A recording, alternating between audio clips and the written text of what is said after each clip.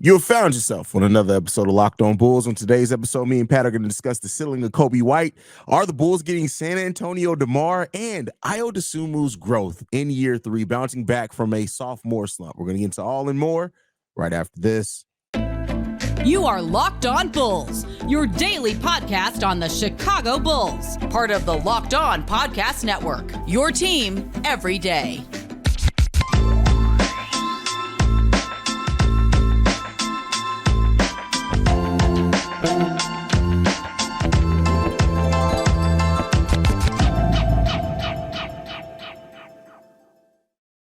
Thank you for tuning in to Locked On Bulls, member of the Locked On Podcast Network, where it's your team every single day.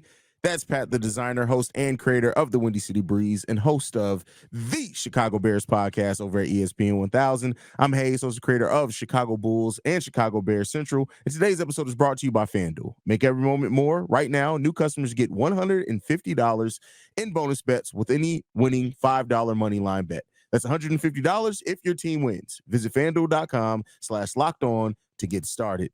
Pat, man, we got 2 solid wins in a row. But outside of just those 2 wins, Coby White has been on a steady, growth, just really showing everything that he can be. And coming into the season, we all knew that a big part of whatever this season was going to be. Now, we hope that it was going to be more of a winning season. Was a big part of that, though, was going to be the growth and development of the young guys. Coby White came into the season as the new starting point guard, playing extremely well. Started off on a little bit of a slump there.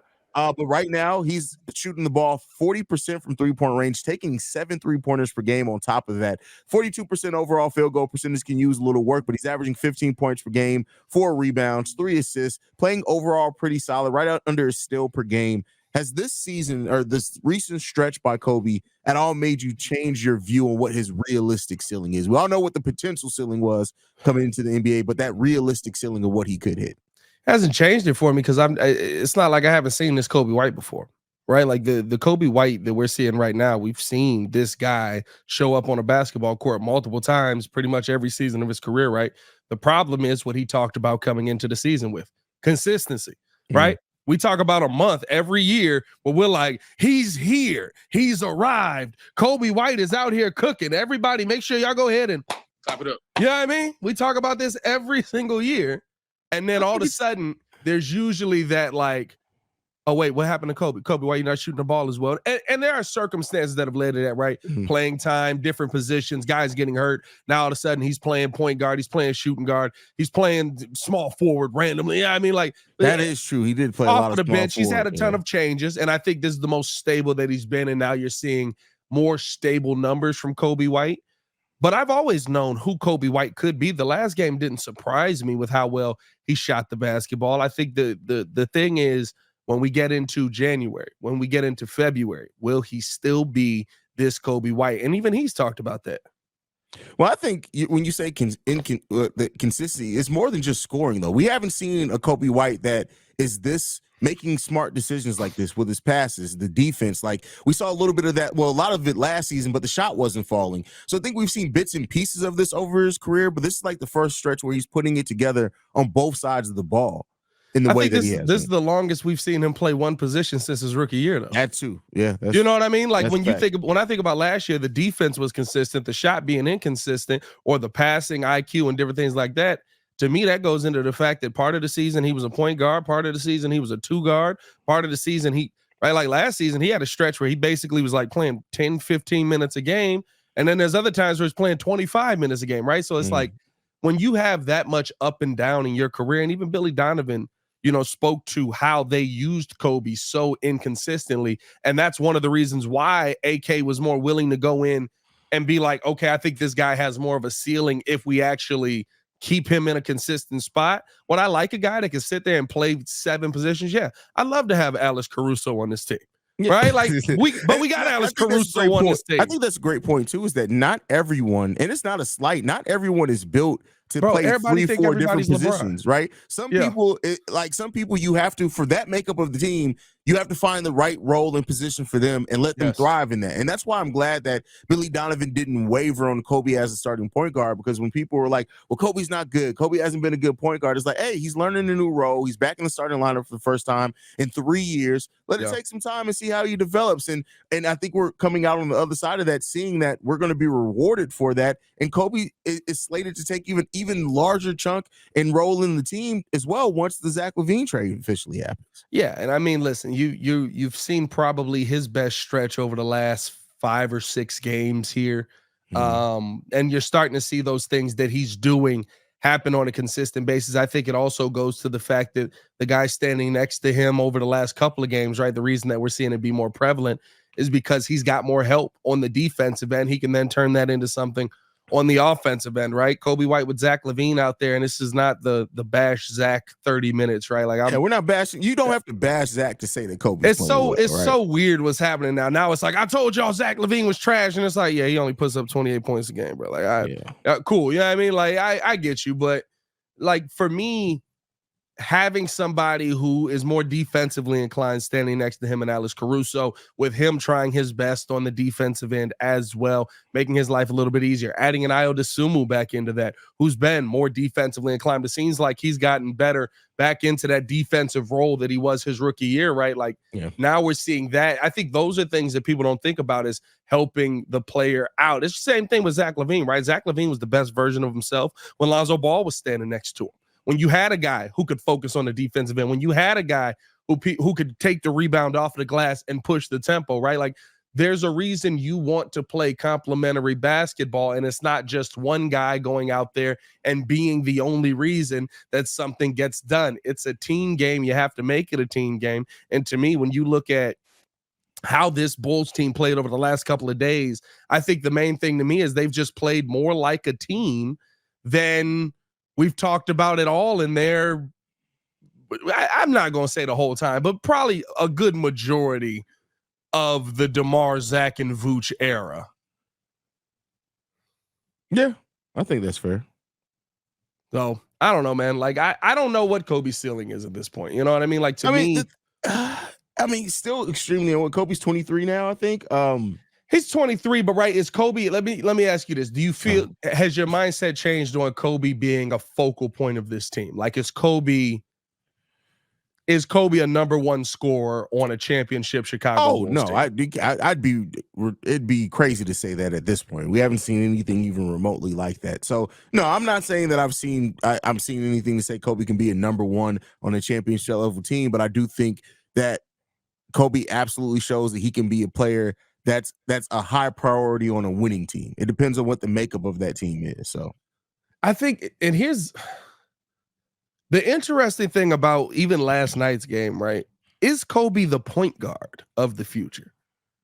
Like, yes, he's playing the point guard position, but DeMar DeRozan really led the way facilitating the basketball. Coby did some good things with it as well, right? But Coby benefited off of a lot of Ayo Dosumu and DeMar DeRozan. We got the ball, we pushing it. Here you go, get up court, do your thing, go be the offense right now. And he did a great job at that. Coby is still, like, it seems like the narrative is shifted on Coby White being who he is. He's still more of a scorer than I think he is a traditional, let's set the offense up, let's run this through. Yeah, I mean, 5 traditional point guards in the league, if that's what we're going to define as a point guard. So I think it really depends. Can Coby move to the two? And LeBron and Jokic are 2 of them, by the way. Exactly, yeah, right? So it really depends on what the makeup of that next version of the team is. If we get like somebody, for example, at the three or the wing or a big man that could do some facilitating, then you keep Coby at the point guard. But if for some reason you do come across a more traditional point guard, I think you'll be fine slating in Coby at the 2. And especially if that point guard also has some defense, it'll be fine. Yeah. Hey, look, he looked for P. Will on that last bucket, bro. Hey, Coby had that was a nice game. That was a good game to see from the young guys. I don't know if it still makes me feel like, yeah, this is the core that we're rolling with. We are 2-0 in the Coby White, P. Will, and Ayo era, if that's what we're calling it. We're also 2-0 since I found out that this is on the soundboard. Yes. Buzz was losing their mind. It's like, play the music. Yeah, I mean, like, That's enough. We don't want to That's get so sued. crazy, that breakdown in there, but that's great. Bro, But yeah, it's actually a crazy song. Like, I'm not it really is, bro. It really is. Shout out to Ro for just throwing that gem in there. But yeah, I mean, ultimately, I think when it comes down to Coby, he still has growth left to do, and we'll see. And whatever the next version of the team is, Coby has at least shown that he deserves to be prioritized in that, and we'll see how he thrives in it, man. But talking about thriving, we're going to talk about next. Are the Bulls getting more of a San Antonio Spurs DeMar DeRozan in that last game, and if that's something sustainable going forward? But before we get into that, got to talk to you guys about one of our sponsors, and that is Jase Medical. I know we come to sports to escape from some of the crazy realities of life, but can we just talk for a minute about preparing for real life? According to the FDA, pharmacies are running out of antibiotics like amoxicillin right in the middle of the worst flu season in over a decade. This is scary. I can't imagine a more helpless feeling than if your significant other or one of your kids got sick while a supply chain issue kept them from having life-saving medication when they needed. Thankfully, we'll be okay because of Jase Medical. The Jase case is a pack of 5 different antibiotics that treat a long list of bacterial illnesses, including UTIs, respiratory infections, sinuses, skin infections, among others. This stuff could really happen to any of us. Visit jasemedical.com and complete your physician encounter. It will be reviewed by a board-certified physician, and your medications will be dispensed by a licensed pharmacy at a fraction of the regular cost. It's never been more important to be prepared than today. Go to jasemedical.com and use code offer LOCKEDON to get $20 off your order. And now I want to use the music bed. Like, it's I don't know. Don't hit the same. Only on wins. Only on wins, bro. Only on wins. Also, we got to make sure that mug is cleared. YouTube ain't flagged me, but I don't need no lawsuits happening on Locked On from us. That is a fact, because that's the last thing we want is that email. But with that said, you're fine. I put this on here because me and you talked about this a little bit when we did that quick live stream after the last game, as far as like DeMar really kind of finding his way in that last game. You saw like there was a little bit of him, playing with transition, and he kind of had to find out how to impact that game. But then as the game went on, we did see DeMar start facilitating more, and the team looked good in that time. That's how DeMar can be effective in a more up-tempo offense. Again, not running gun, but a little bit more of an up-tempo offense. And as somebody who is not necessarily the best playing off the ball, you put the ball in his hands, and then if he's facilitating, it works well for you. 10 assists last game for DeMar DeRozan. That is more in line with what he did when he was in San Antonio. So I'm going to throw this question to you, Pat. Would a more San Antonio type DeMar DeRozan be the perfect fit for where it seems like this team is going? It could change, but whereas 100%. Right now it seems like the team's going 100%. I've been asking for this for 2 years now. Yeah, I mean, I like DeMar. I like Mr. Fourth Quarter. I love him going out there and being the efficient guy that he is, shooting the ball. And guess what? If he's hot, he can still be that guy in those moments. But I think that it hurts the team, and I think that it has hurt the team when you have to force feed DeMar DeRozan his shots. Right? That's just the politics of the NBA. That seems to be right. Like, he's one of the high-paid players on the team. He's one of the better players in history. He's going to go to the Hall of Fame probably. Force feed him the basketball. He's not that guy anymore.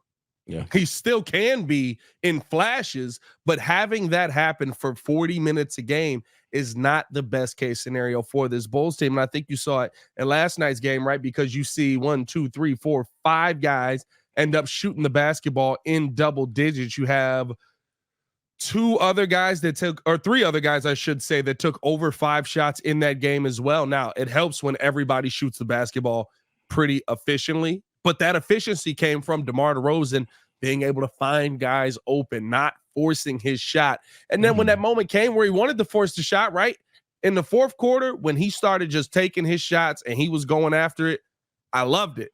Because that's the moment where I need the guy that's been doing it for, what has he been in the league, 16 years? And taking that exact same shot in that exact same moment.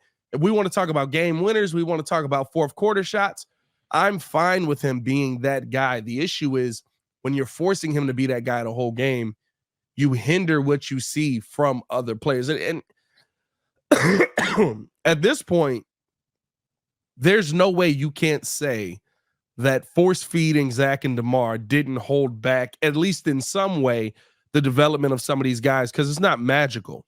That versus 2 above 500 good basketball teams, Now all of a sudden Patrick Williams is taking more shots and he's being efficient. Now all of a sudden Coby White looks like the Coby White that we saw rookie year with a better handle and more of a defensive mindset. Now all of a sudden Ayo Dosumu is finding a way to have a consistent impact on the game, right? Like those are things to me that we weren't seeing when you had to force the hand of DeMar. And I'll say this till the cows come home. Versus that Milwaukee team, the shot that gets us to overtime does not go to Alex Caruso if DeMar DeRozan is in that game. And maybe I can live with that. That's still a good shot, right? It might still be a good shot, but that probably a different outcome. Yeah, I agree. And I mean, the thing that we've seen with this team as well, and I think this is the aspect that people don't always talk about from the aspect of reviewing sports, is that when you don't have a singular player that the defense just knows the ball is going to go to, it makes you more difficult to guard, because on that same play that you mentioned, you had to look at all three options, because listen, most teams would have known if DeMar and Zach were in there, hey, it's probably going to DeMar or Zach. There's a 96% chance, and it's probably even a 92% chance it's going to DeMar. So let's go ahead and double on that. So, and that's part of why we're seeing the ball move around so freely and the players move around so freely, is because everybody's touching the ball, and when you get everybody involved, they stay more engaged. And so I think that's not to throw anybody any bell. Like, they should be engaged regardless. They're getting paid millions of dollars to play, but there's something to be said with when everybody knows that they have a chance. Everybody knows that they're going to get to touch the ball. Everybody knows that they're going to get, everybody's going to get about 10 to 12 shots a piece, rather than two players get 20 plus shots and everybody else got to figure it out after that. It just makes everybody a little bit more dangerous. And I love the way that we've been playing with that. And I think, kind of like, you do want that guy. Yeah. Right? You want that guy that can, hey, listen, guess what?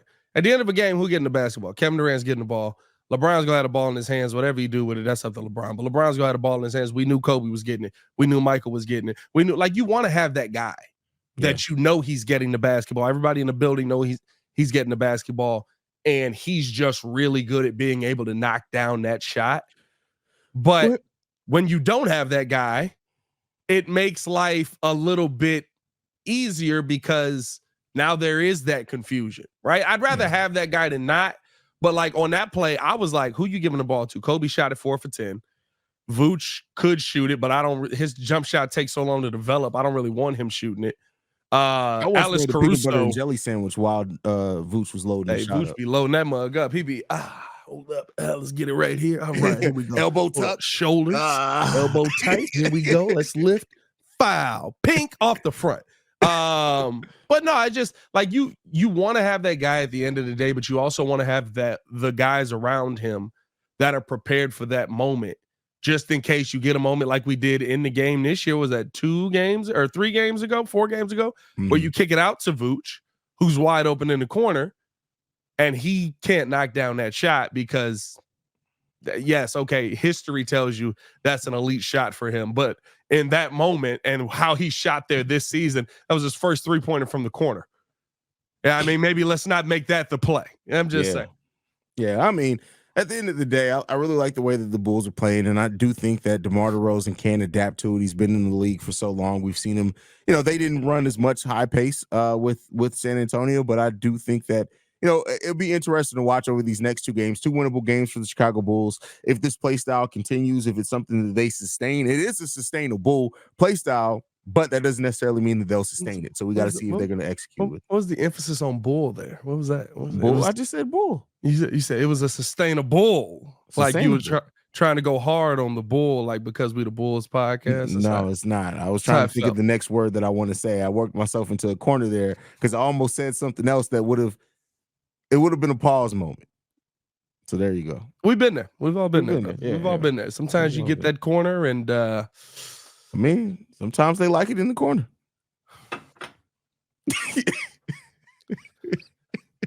We don't have a topic on this, but speaking of Zion Williamson and porn stars. Did you see how they were trying to push the Zion clip that he wants to come to Chicago? Oh yeah. With Malcolm Hill in the clip. Yeah.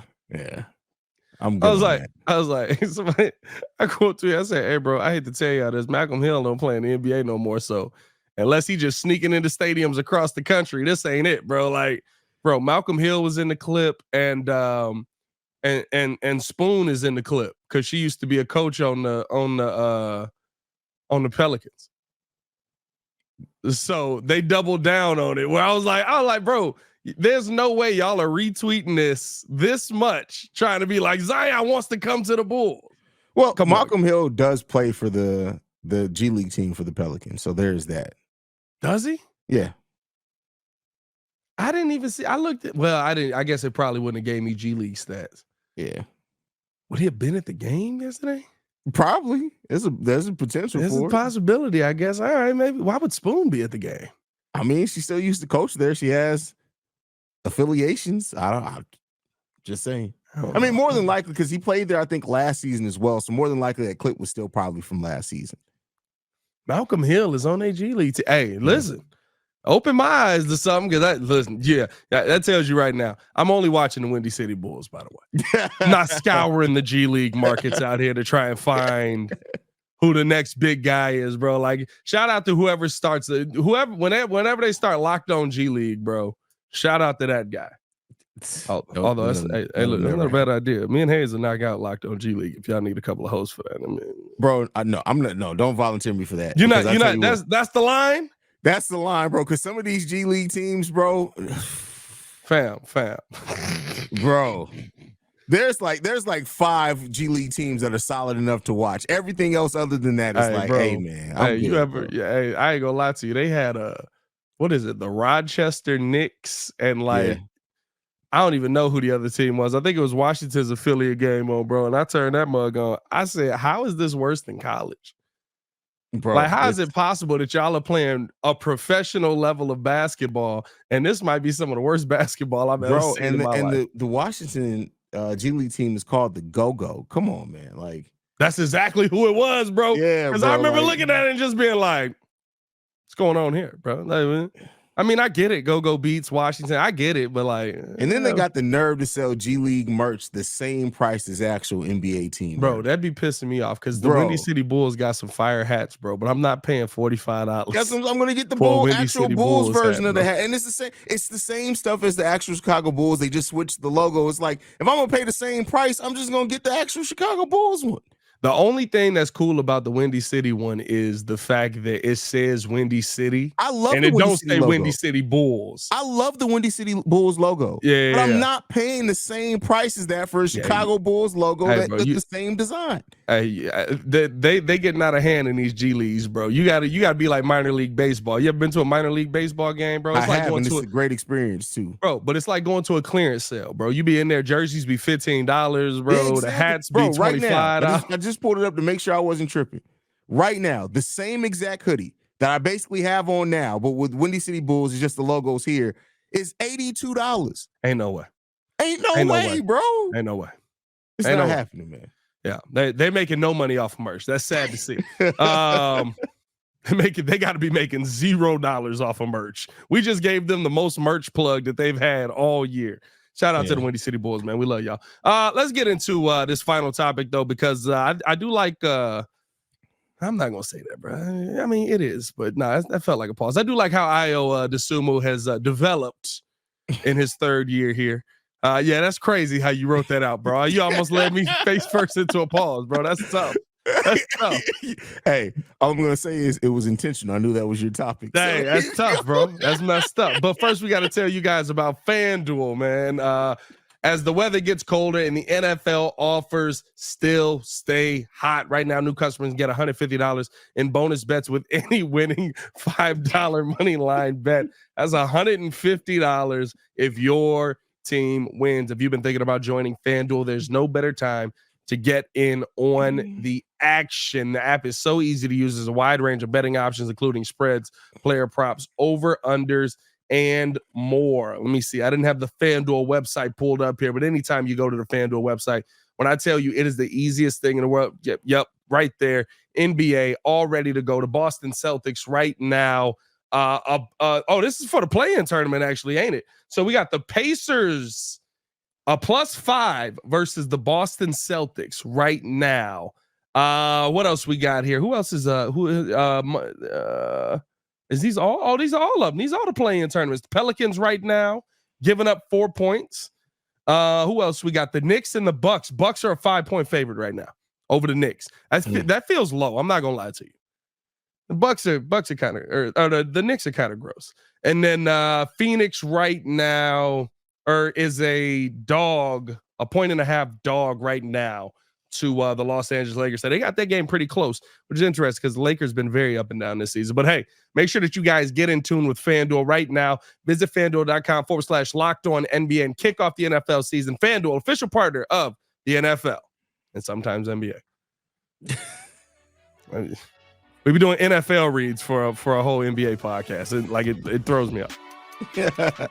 All right, before we go, man, we got to talk about the development of Ayo Dosumu in this third year, man. I see you said development. Yeah, see, sophomores. Like I said, I only put that there to trip you up because I was like, I got a built-in pause moment. You should have saw my face when I put it on there. I was cracking up. Yeah, listen, you got to set your brother up. How do you feel? Like, you called the sophomore slump. Honestly, I can give you your credit for it. You said that you expected kind of a sophomore slump, possibly when we were in the offseason last year before his second year, which he did end up having. He's come back in a completely different role. Seems like he's thriving in that role, and he's gotten better here over the last handful of games as well. How do you feel about Ayo and the development that he's done from year 2 to 3? I think he's adjusted back, right? So many people always think about, okay, what is this guy going to do? He's going to just replicate that in the next year. The reason that we see so many people have sophomore slumps because the NBA adjusts to him, right? And you had to see what Ayo Dosumu was going to be able to do to adjust back. He didn't do enough to adjust back in his sophomore year. Now in his third year, I think that his defense has really bounced back. And I think that he's more, to me, people always say this about Ayo. They're like, he was a true point guard at Illinois. And he wasn't. No, he wasn't. Yeah. The most point guard thing that Ayo Dosumu did at Illinois was pick and roll with Kofi and then throw the ball up to the biggest dude on the court, who's not even starting in Japan, I believe he's in right now, by the way. Haize called that one. Trying to tell him. Thought Kofi had game, bro. And somebody said Adama Sanago was Kofi. That was crazy, bro. Like, stop playing with me, bro. That was Adama Sanago cooking out here. That was JDH who said that, and I was like, bro, you we know what's coming out of his mouth. But at the end of the day, hey, if he come around us, he got to hold his breath like that too. At the end of the day, the thing that I've seen with Ayo Dosumu that I really like is that it feels like he understands what he needs to do in the role that he's in, and he's being allowed to be more of a off-ball guard where if you need him to play point, he can, but he's not pigeonholed into this role. I think that that's one of the things that really set Ayo back because, right, year one, we were just basically telling Ayo, go out there, play freely, do whatever you can to make an impact, and it just he ended up starting the whole season. In year two, he came in with the mindset of, I'm the starting point guard. I have to do starting point guard things. That's a lot of confinement to put on a young man's game who, to me, was more of an offensive threat than he was a facilitating threat in college. Now I look at his game. Now I look at how he's developing back in his third year. He looks more like first year Ayo. Why? Because he's doing it based off of the defense that he's still the passing lanes have been. He's been an absolute threat in them every single game this season. Love to see that. Seeing him at the rim, taking it off of the rim and just pushing the ball. It seems like he has figured out. The one thing I think he's added to his game is being able to, that's crazy. The one thing that I think he has been able to add to his game is that I don't think it's like Lonzo Ball, but he is now pushing the tempo a little bit more this year where he's not. The weirdest thing in the world, let me ask you this too. Doesn't it seem like without Zach and DeMar on the floor, that the Bulls don't get rebounds and just look for them? Like they actually just play basketball, like they get a rebound and just go up the court. Yeah, they just go. Yeah. It's the weirdest thing in the world to be when we're talking Especially about guys. Patrick Williams. Like, it's so different. Like Patrick Williams used to get a rebound and stop and look. All right, who am I going to pass it to? He still kind of do that, though. He does, but if he doesn't see, because if Ayo's already took off running, he stops. He's like, all right, bet I'm going to go ahead and go. Yeah. Whereas before, he'd be like, hey, man, stop, come back. Y'all left me. I need to give somebody the ball. Now, I will say this. His handles are horrible. Yeah. I don't know what he did with dribble too much, or what. It didn't help. His handles are horrible, bro. That man lose the ball every time he go to the paint. But I digress. I think that Ayo Dosumu, to me, has really learned to push the tempo. He enjoys playing more of an up-tempo. And I think the Bulls over the last couple of games are just fitting a offensive play style that fits more the players you have on his team. Yeah.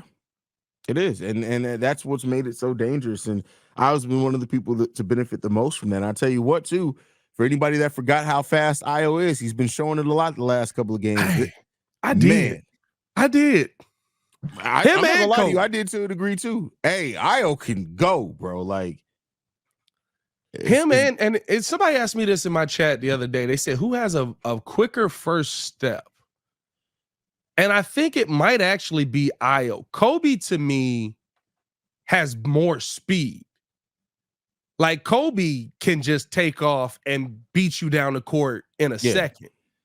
I think Ayo's first step is leaving defenders looking really, really bad.